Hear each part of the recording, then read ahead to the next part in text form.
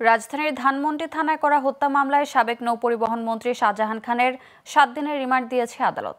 বৈষম্য বিরোধী ছাত্র আন্দোলন চলাকালে গুলিতে আব্দুল মোতালিব নামের এক কিশোর নিহতের ঘটনায় এ মামলা করা হয়। শুক্রবার শাহজাহান খানকে ঢাকার সিএমএম আদালতে হাজির করে পুলিশ। এরপর মামলার তদন্তকারী কর্মকর্তা ধানমন্ডি থানার উপপরিদর্শক মোহাম্মদ খোকন মিয়া মামলার সুষ্ঠু তদন্তের জন্য তাকে 10 দিনের রিমান্ডে নিতে আবেদন করেন।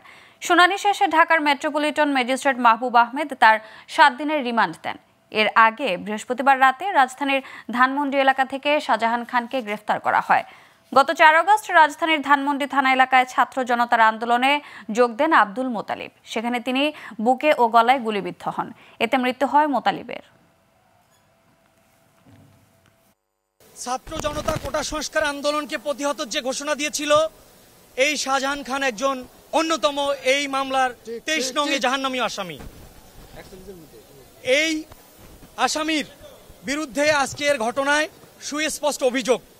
সেখানে শটগান ব্যবহার হয়েছে, বেআইনি অস্ত্র ব্যবহার হয়েছে, গুলি ব্যবহৃত হয়েছে, ব্যাপক পরিমাণ টিয়ার শেলের ব্যবহার হয়েছে।